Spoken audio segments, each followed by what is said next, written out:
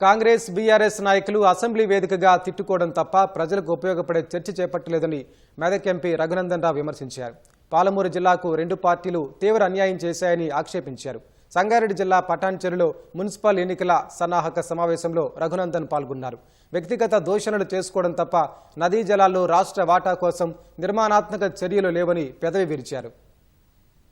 శాసనసభలో జరుగుతున్నటువంటి చర్చను మనం గమనంలోకి తీసుకున్నట్టయితే అప్పటి ముఖ్యమంత్రి చంద్రశేఖరరావు గారు ఢిల్లీకి వచ్చి సంతకం పెట్టినటువంటి పేపర్లు తెలంగాణకు ఎన్ని టీఎంసీలు అయితే సరిపోతాయని ఆ రోజు అంగీకరించిండో ఈ విషయాలు చాలా స్పష్టంగా ప్రజల ముందు ఉంచడం జరిగింది. కాంగ్రెస్ పార్టీని టీఆర్ఎస్ తిట్టడం, టీఆర్ఎస్ ని కాంగ్రెస్ తిట్టడం తప్ప వలసల జిల్లా అని పేరుపడినటువంటి పాలమూరుకి న్యాయం చేయడం లోపల 10 సంవత్సరాల్లో వాళ్ళు చేసినటువంటి నష్టం ఎంత ఉందో 2 సంవత్సరాల్లో ఇప్పటి ముఖ్యమంత్రి రేవంత్ రెడ్డి కూడా పాలమూరు జిల్లాకు అంతే నష్టం చేస్తా ఉన్నారు. వీళ్ళు ప్రజలని మభ్య పెడతా ఉన్నారు తప్ప నాటి టీఆర్ఎస్ కు నేటి కాంగ్రెస్ కి మధ్యలో ఏం తేడా లేదు.